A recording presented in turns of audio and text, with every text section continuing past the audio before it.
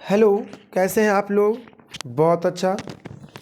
आशा करता हूँ आप लोग अपनी तैयारी को लगातार करते रहे होंगे और समय का सदुपयोग भी आप बहुत अच्छे तरीक़ों से कर रहे होंगे ताकि इंटरमीडिएट का जो आपका एग्ज़ाम है उसमें 99 से 1 मार्क भी कम नहीं आए।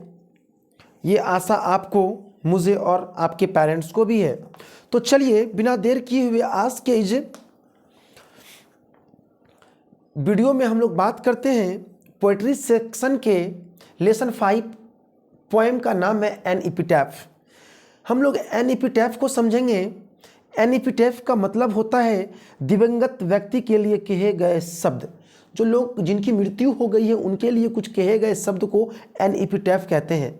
चलिए इसको और दूसरे उदाहरण के साथ समझेंगे। क्रिश्चियन में जो व्यक्ति को मिट्टी के अंदर दफनाया जाता है तो उनका जो कब्र बनता है उसकी समाधि पर एक पिलर टाइप से बनाते हैं, उसकी समाधि पर। ओके, तो समाधि पर कुछ हम लिखते हैं, समाधि लेख कहते हैं। ओके, उसी को कहते हैं एपिटैफ, एन एपिटैफ। कब्र पे जो पिलर बनाते हैं, पत्थर की तरह पिलर होता है, उस पर जो कुछ लिखा हुआ रहता है, नाम, date of birth, date of death, उसी को कहते हैं एन एपिटैफ। ओके, आज के इस क्लास में हम लोग बात करेंगे इस पोएम के सारे ऑब्जेक्टिव्स के, जो कि बहुत अच्छे तरीके से मैंने खुद इसे आपके 2025 एग्ज़ाम के लिए मैंने तैयार करा है। और मैं आपको भरोसा दिलाता हूं कि अगर आप इन ऑब्जेक्टिव्स को अच्छे से पढ़ लेंगे, समझ लेंगे, तो एग्जामिनेशंस में आपके एक भी क्वेश्चन नहीं छूटेंगे। इस वीडियोज़ में हम लोग बात करेंगे लेखक वाल्टर डी ला मेर के जन्म की, उनके मृत्यु की, है ना। इनमें आपको 16 ऑब्जेक्टिव क्वेश्चंस की जिक्र बात करेंगे और इस पोएम की all over summarise, Hindi summary की, ओके, हिंदी सारांश की बात करेंगे। तो चलिए स्टार्ट करते हैं। एन एपिटाफ के लेखक है वाल्टर डी ला मेर। इनका जन्म 22 अप्रैल 1873 ईस्वी को हुआ और इसकी मृत्यु 22 जून 1956 ईस्वी को हुई। अगर इस कविता के हिंदी सारांश की बात करें तो एन एपिटाफ के कविता के कवि वाल्टर डी ला मेर के द्वारा रचित एक कविता, एक शव का घर, एक शव का घर, वही डेथ बॉडी का स्थान, जहां एक मरे हुए शरीर को रखा जाता है और एक सुंदर औरत के बारे में बताना चाहते हैं जो मर चुकी है। चलिए, ये लेखक की बिलॉव्ड वाइफ होती है। लेखक उस एपिटैफ के पास बैठे हुए रहते हैं अपनी, जिससे वो बेहद प्यार करते हैं। उस वाइफ, उस बिलॉव्ड के जो एपिटैफ, जो है ना समाधि बना हुआ है, समाधि पे लेख लिखे हुए हैं कुछ, वहाँ बैठे हुए हैं लेखक और बैठे बैठे इस कविता को, समाधि को देखते हुए अपनी बिलव्ड प्रेमिका को याद करते हुए, अपनी पत्नी को याद करते हुए जो वो उस समय लिखे होंगे, आज हम लोग उसी लिखे हुए को कविता के रूप में पढ़ रहे हैं और उसके सारांश को पढ़ रहे हैं। तो वो सुंदर महिला के कब्र के बगल में बैठे हुए हैं जो उसकी प्रेमिका सह पत्नी है। वह इतनी सुंदर थी कि उसके जैसा उस देश में कोई नहीं था। कभी उससे बहुत प्रेम करते थे और जब उन्हें यह पता चला कि उनका प्यार मर गया है तो बहुत रोने लगे। वे रोज कब्रगाह पर बैठा करते थे। इसीलिए कवि कहना चाहते हैं, वह जो प्यार करता है तो अपने प्यार के बीच में ना छोड़े, उसे वह वैसे ही प्यार करते रहे, क्योंकि वो खुद कभी समस्या में उलझ रहे हैं। वो भी अभी खुद समस्या में उलझ रहे हैं। लेकिन इससे पहले हम लोग एक कविता पढ़े थे जिसमें कहा गया है, पृथ्वी पर जिन चीज़ों का जन्म हुआ है अंत उसका निश्चित है। लेकिन लेखक को अचानक से उस ब्यूटीफुल लेडीज़ का याद आ जाता है और वो प्रत्येक रोज जा करके वहाँ आंसू बहाया करते हैं। इसीलिए कहते हैं, है ना, कि हम लोगों के लिए जो व्यक्ति खास होते हैं, जो इंसान हम लोगों के लिए खास होते हैं, हम लोग उनके लिए बहुत सोचते हैं और उनके रहते रहते हम उनके बारे में नहीं सोच पाते, लेकिन उनके जाने के बाद पछताते हैं और बहुत ज़्यादा पछताते हैं।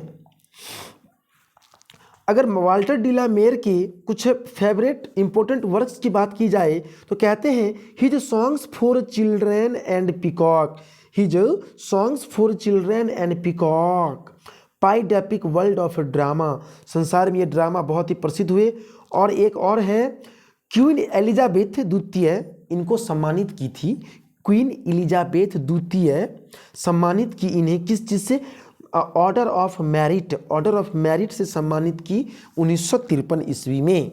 जो मैं बतलाया बहुत इम्पोर्टेंट है, आप इसे मन में अपने माइंड में रखेंगे तो गारंटी 110% दावा के साथ कहता हूँ आपकी परीक्षा में क्वेश्चन इस चैप्टर से नहीं छूटेंगे। ठीक है, तो मैं जब डेमो क्वेश्चन की बात करूं, ये MCQ type objective VVI 2025 demo questions की बात की जाए, डेमो क्वेश्चंस का बात करने का मतलब हुआ और तात्पर्य ये होता है कि एग्जामिनेशंस में आपको क्वेश्चंस पूछे जाते हैं, 4 ऑप्शन में से किसी एक ऑप्शन में टिक लगाना होता है ना, उसे एमसीक्यू टाइप ऑब्जेक्टिव कहते हैं। एमसीक्यू का फुल फॉर्म हुआ multiple choice question. Multiple choice question, ये ABCD जो है ये आपका चॉइस है, इस क्वेश्चन का ये चारों चॉइस है, चारों चॉइस में जो आपका चॉइस जिस पर सेट कर रहा है आप उसको दबाएंगे, आपके सीधे आंसर वो बन जाएंगे। ओके, चलिए, in which poem does the poet express his sad feeling for a beautiful lady. देखिए ये 2021 में पूछा गया है, 2023 में पूछा गया है और 2024 ये साल एग्जाम हो गए, इस साल नहीं पूछा गया और 2025 में गारंटी है कि पूछा जाएगा। ओके, चलिए देखिए, कहते हैं कि जो है ओड एंड एपिटाफ में ब्यूटीफुल लेडीज का चर्चा किया गया है। ठीक है, तो फिर से कह रहा है कि इस पोएम का क्या नाम है, इस पोएम का नाम है एन एपिटाफ। क्या नाम है? An epitaph. पोएम का नाम है an epitaph. Next question please. An epitaph deals with a beautiful. An epitaph जो है वो डील्स विथ, वो डील करता है, वो बातचीत करता है किसका? एक सुंदर एन एपिटाफ में किसकी चर्चा होती है? तो एक सुंदर लेडीज की, एक ब्यूटीफुल लेडीज की चर्चा होती है। Next question please. The lady mentioned in the poem an belongs to. जो लेडी का चर्चा इस कविता में किया गया है, जिस लेडीज का चर्चा, जिस औरत का चर्चा इस कविता में किया गया है इन एपिटाफ में, वो किससे बिलोंग करती है, वो किससे संबंधित है ना? तो है ना, वो किस देश की रहने वाली है? भैया वेस्ट कंट्री की रहने वाली। किधर की रहने वाली है? वेस्ट कंट्री की है वो, है ना, पश्चिमी देश की है। किधर की है? पश्चिमी देश की है। ओके, मैंने आपको वाल्टर डिलामेर के बारे में एक खास बात नहीं बतलाया, जो कि आप सुन लीजिएगा, फिर से देख लीजिए यहाँ, है ना, चीज़ों को फिर से सुनिएगा। वाल्टर डिलामेर के फादर जो है ना, जब वाल्टर डिलामेर 4 साल के ही थे उसी वक्त इनके पिताजी का डेथ हो गया था, इनके पिताजी की मृत्यु हो गई थी। अब सोचिए, जिन बच्चे का 4 साल में ही पिता का डेथ हो जाना, वो बच्चे के बारे में आज आप भी सुन रहे हैं, तो सोचिए वो बच्चे में कितने पावर होंगे, कितने एबिलिटी, कितने कैपेसिटी होंगे, कितना ऑनेस्ट, फुलफिल विथ ऑनेस्ट होगा वो बच्चा। ओके, चलिए, तो वो लेडीज किस कंट्री से की थी? वेस्टर्न कंट्री है क्यों? ठीक है, वेस्टर्न, यूके, लंदन, जिसको आप लोग लंदन कहते हैं ना, लंदन कहते हैं, इंग्लैंड भी कहते हैं, वेस्टर्न कंट्री। नेक्स्ट, वो लेडीज थी वेस्टर्न कंट्री की। द पोएटिक डिवाइस, देखिए ये पोएटिक डिवाइस का चर्चा किया गया है यहाँ, है ना। ये पोएटिक डिवाइस क्या है? सुनिए, जिस प्रकार से अगर आप नाश्ता करने के लिए झाल मुढ़ी के दुकान पे रुकते हैं, कहते हैं भैया थोड़ा झालदार बनाइएगा, है ना, थोड़ा मिर्च मसाला पाउडर बढ़िया से दे करके झालदार बनाए, उसी प्रकार से कविता में पोएटिक डिवाइस काम करता है, झालदार, है ना, कविता को झालदार बनाता है, कविता को झालदार बनाता है, एकदम तीखा बनाता है, थोड़ा सा मज़ेदार बनाता है, थोड़ा सा इंजॉयबल बनाता है ना, पूरा गुदगुदा बनाता है। कौन? Poetic device. कहते हैं कि पोएटिक डिवाइस जो है which is used in the poem. तो पोएटिक डिवाइस के प्रकार होते हैं उनके, है ना, काइंड्स होते हैं। पोएटिक डिवाइस के ढेर सारे एग्जाम्पल्स हैं, तो उनमें कुछ एग्जाम्पल्स यहाँ दिया गया है। तो कहते हैं कि एन एपिटाफ में जो पोएटिक डिवाइस यूज किया गया है वो कौन सा? मेटाफर है, सिमिली है, पर्सोनिफिकेशन है, एम्बिग्यूटी है। तो मेटाफर की अगर बात करें, ये मेटाफर मीन्स क्या होता है, सिमिली मीन्स क्या होता है, पर्सोनिफिकेशन मीन्स क्या होता है, एम्बिग्यूटी मीन्स क्या होता है, तो आप सुनिएगा। मेटाफर, मेटाफर कहते हैं, मेटाफर क्या हुआ? मेटाफर हुआ आपका किसी वाक्य में दो अलग अलग शब्दों के बीच की तुलना को। मेटाफर को आप समझिए इस प्रकार से, मेटाफर को आप समझिए इस प्रकार से कि किसी वाक्य में, मतलब पोएम है, लाइन लिखा हुआ है, लाइन तो सेंटेंस हुआ, तो उसी सेंटेंस में दो अलग अलग शब्द का यूज किया गया है। ओके, किसी सेंटेंस में दो अलग अलग शब्द का यूज किया गया है, तो उसके बीच जो है ना तुलना करते हैं, तो उसको कहते हैं मेटाफर। जैसे एग्जाम्पल के तहत समझिए, ज्ञान एक तितली है, ज्ञान एक तितली है। इस वाक्य में दो शब्द का यूज किया गया है, एक ज्ञान का, दूसरा तितली का। ज्ञान अलग चीज है, तितली अलग चीज है, लेकिन दो अलग अलग शब्दों को तुलना करते हैं। एक वाक्य में दो अलग अलग चीज़ों की तुलना एक साथ किए हैं, उसी को मेटाफर कहते हैं। ज्ञान एक तितली है, यानी कि ज्ञान जो एक तितली के समान है, ज्ञान एक तितली के समान है, जो अस्थिर रहने वाला चीज नहीं है, है ना। कभी झटक के इधर, झटक के आपका ज्ञान कभी बढ़ते धीरे, एक अस्थिर नहीं, वो अचल है, वो हमें चल है, वो एकदम बिल्कुल मूव करते रहता, चलते रहता, आप हमेशा नई चीज़ सीखते रहते हैं, वो हुआ मेटाफर, उसको कहते हैं दो अलग अलग शब्दों के बीच में तुलना करना। सिमिली किसे कहते हैं ना, सिमिली, उपमा, ये किसे कहते हैं? तो सिमिली कहते हैं किसी एक चीज़ की दूसरों की के तरह, मतलब किसी एक चीज़ों को दूसरे की तरह बताया गया है। सिमिली को क्या किया गया है सिमिली में?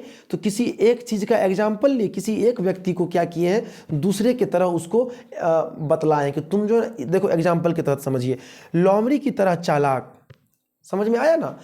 किसी एक को जो है दूसरे की तरह बतलाना कि वाह वेरी गुड, तुम तो लोमड़ी की तरह, चीते की चाल, वाह चीते की चाल हो, है ना। वो ना चीता है लेकिन कह रहा कि चीते की चाल, तुम्हारी चाल चीते की तरह है ना।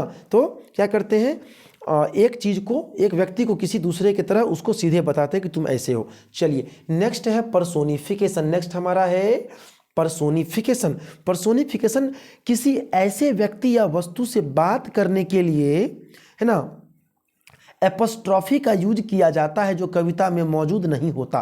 पर्सोनिफिकेशन से क्या समझते हैं?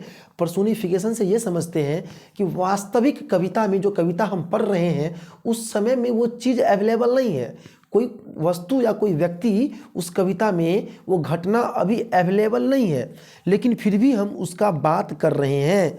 जैसे पैर हवा में काँप रहे थे, कविता जैसे हम लोग पढ़ रहे हैं, है ना, मौसम, है ना, हम लोग गुनगुना रहे थे, पैर हवा में कांप रहे थे, हवा में पैर कांप मतलब हिल डोल रहे थे।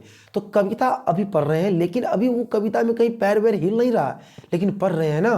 वही हुआ पर्सोनिफिकेशन, कि कुछ ऐसे सेंटेंसेज हम बोलते हैं जो प्रेजेंट में अभी ऐसा नहीं है, मौजूद नहीं है, लेकिन वो चीज़ हम कुछ बीती हुई बातें, तो पर्सोनिफिकेशन। और एक लास्ट है एम्बिग्युइटी। क्या है? एम्बिग्युइटी। इसका मतलब क्या होता है? इसका मतलब होता है ऐसा उपकरण जिसका उपयोग कवि कोई लय को बताने के लिए कविता में करते हैं। ऐसा उपकरण जो कवि कविता में किसी, मतलब किसी लय को बताने के लिए कविता में करते हैं, है ना, या कविता के अर्थ को बढ़ाने के लिए, कविता के मनोभावना को बतलाने के लिए, कविता का तीव्र भावना को बतलाने के लिए क्या करते हैं, यूज़ करते हैं कवि किसी खास शब्द को, उसको कहते हैं ambiguity. Okay, next question please. अच्छा, इसकी अगर आंसर की बात की जाए तो option number D is the right answer. Option number D is the right answer. ये आपका option number D is the right answer. Okay, next, the term crumble. अब देखिए एक वर्ड आया है क्रम्बल। क्रम्बल मीन्स क्या होता है कि to break into small pieces, to break into small pieces, छोटे छोटे टुकड़ों में बांटना क्रम्बल कहलाता है। The term crumble used in the poem. इस कविता में जो क्रम्बल वर्ड का यूज किया गया है, किस कविता में? एन एपिटाफ में। इसका क्या मतलब है? इसका क्या मतलब है? तो डाई मीन्स मरना। इसका क्या मतलब है? इसका मतलब है डाई मीन्स मरना। राइट आंसर क्या होगा? Die. Right answer option number A is the right answer. Next question please.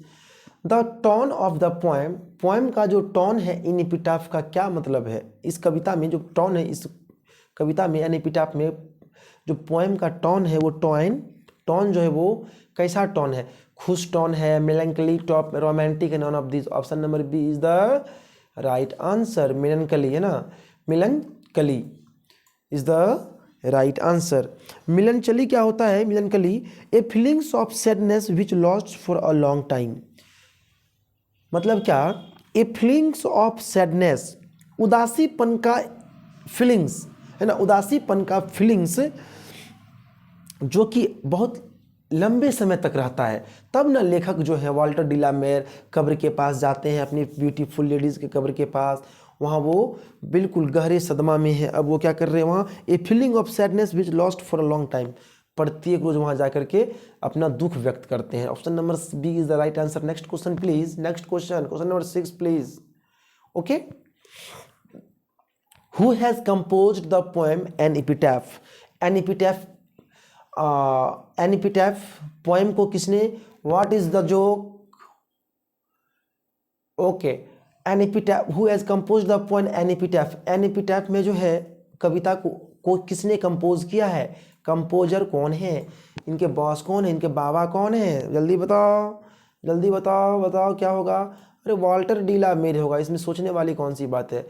Walter de la Mare is the right answer. Next question please. Walter de la Mare belongs to, Walter de la Mare जो है वो किस country से belongs करते थे? Sorry, belongs to dash century, belongs to dash century. तो 20वीं शताब्दी के भाई, ये तो मैं कितने बार बतला चुका हूँ मैंने उसमें अपने स्टोरी वाले वीडियोस में कि वाल्टर डिलामेर जो हैं वो 20वीं शताब्दी के समय के कवि थे वो। Okay, next question please. Option number B is the right answer. Next question, Walter de la Mare received the other order of merit with Queen Elizabeth an. Walter de la Mare को मिला ऑर्डर ऑफ मेरिट पुरस्कार, अवार्ड, रिवॉर्ड है ना, award है ना, queen Elizabeth द्वितीय से किस ईस्वी में? Option number C is the right answer, 1953। आप याद ही कर लेंगे, 53 में है ना, 53 में एलिजाबेथ द्वितीय के द्वारा वाल्टर डिलामेर को ऑर्डर ऑफ मेरिट से सम्मानित किया गया। Okay, next question please. Walter de la Mare was, Walter de la Mare एक कवि थे, उपन्यासकार थे, शॉर्ट स्टोरी राइटर थे, या ऑल ऑफ दिस? इनमें से सब थे भैया, ये सब थे, सर्वगुण संपन्न थे। Option number D is the, option number D is the right answer. Next question please. Walter de la Mare shows fresh interest in death theme. Walter de la Mare जो है वो शोज यानी कि वो व्यक्त करते थे है ना, फ्रेश इंटरेस्ट, एकदम बिल्कुल बहुत अच्छी भावना है ना, बहुत अच्छा उनका मन लगता था, बहुत अच्छा वो फील करते थे। किसमें उनका इंटरेस्ट था?